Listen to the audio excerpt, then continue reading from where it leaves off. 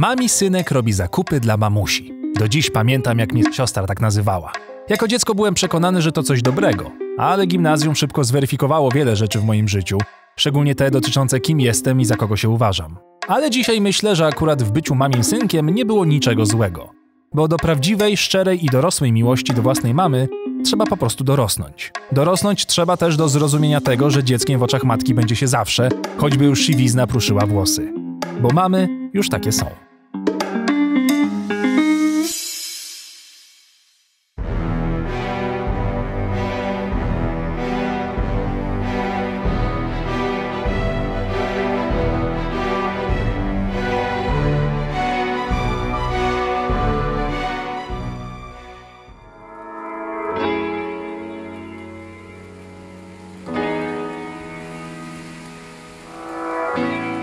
Zawsze jak idę odwiedzić mamę, już jako dorosły człowiek, to mnie jakoś bierze na wspominki i wyprawę do Doliny Wspomnień.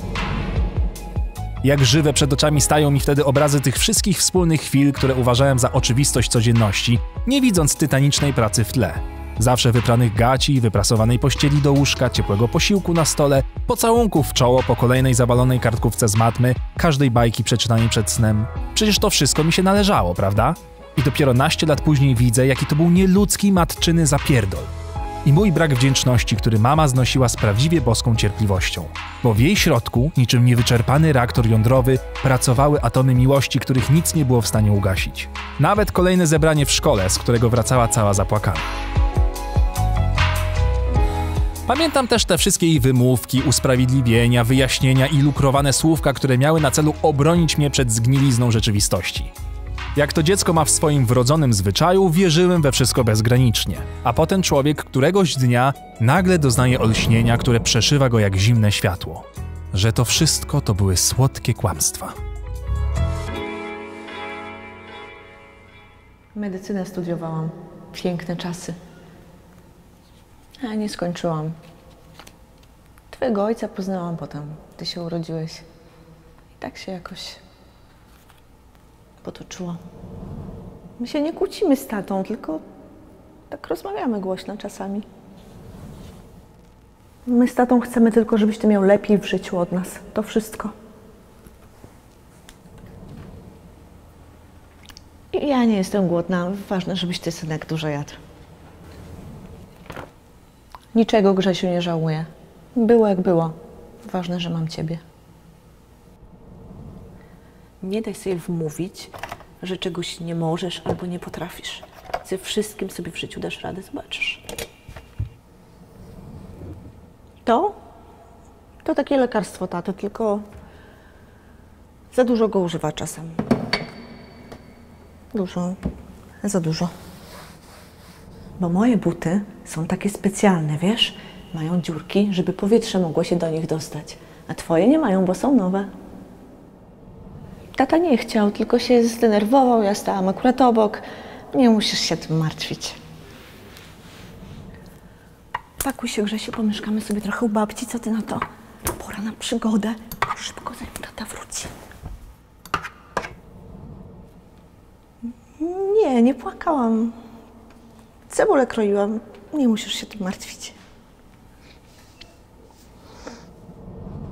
Nie powtarzaj nigdy tych słów, którymi tata mnie nazywa, rozumiesz? Nigdy! Do nikogo!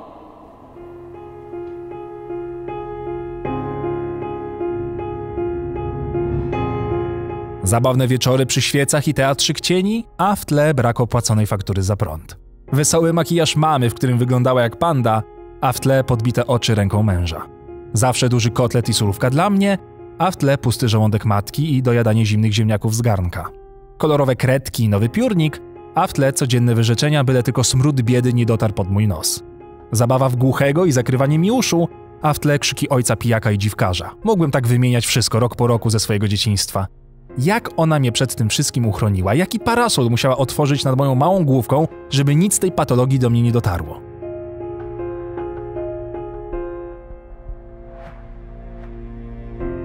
Siostra pierwsza się ogarnęła. Nim 16 jej wbiła na kark, już mieszkała po kątach u innych, byle nie w domu. Zawsze była odważniejsza, bo i charakter miała po ojcu. I rozumiała jakoś więcej ode mnie. Ja w ogóle z życia mało rozumiałem, bo klosz matki był z mlecznego szkła i mało widziałem. Ale nie mam jej za złe. Trochę ze mnie pierdołę zrobiła, ale teraz wiem, że po prostu widziała, jaki kruchy byłem i jestem. Że jakby mnie puściła w ten świat realny, to by mnie musiała potem lepić z gliny od nowa. Zawsze się zastanawiałem i zastanawiać się będę już do końca życia, czy byłem chujowym synem. Czy spełniłem jej jakieś tam oczekiwania względem mnie, czy więcej jej przyniosłem koniec końców radości, czy smutków? Czy więcej łez wylanych było dla mnie ze szczęścia, czy z rozpaczy? Czy śniła o mnie sny radosne, czy też w poduszce grzebała koszmary lęku o swoje nieporadne dziecko? I czy chociaż raz odetchnęła pełną piersią i powiedziała sobie samej, że nie muszę się o niego martwić, chłopak da sobie radę, dorosły jest. Wmawiam sobie, że tak było, ale podskórnie wiem, że matka martwi się do końca. Na zawsze. Na chuj ja tymi drzwiami trzaskałem za gówniarza, po co darłem z nią łachy o te wyjścia bezcelowe z kumplami, których imion nawet już nie pamiętam. Czemu nie widziałem, jak cierpi, widząc mnie podpitego jednym piwem po powrocie ze szkoły, żebym tylko schematu ojca nie powtórzył? Dlaczego każde jej kocham cię tak mnie wstydziło, które było przecież szczere i prawdziwe w tym całym moim udawanym życiu nastoletniej tandety? Innymi słowy, czemu ja byłem taki kurwa głupi? No ale trudno.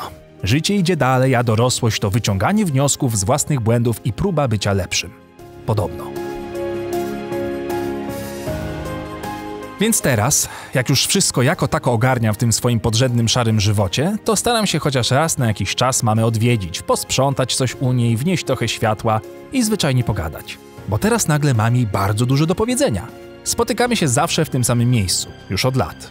I zawsze to ja zaczynam rozmowę. Już jakoś tak się utarło. Cześć, mamo.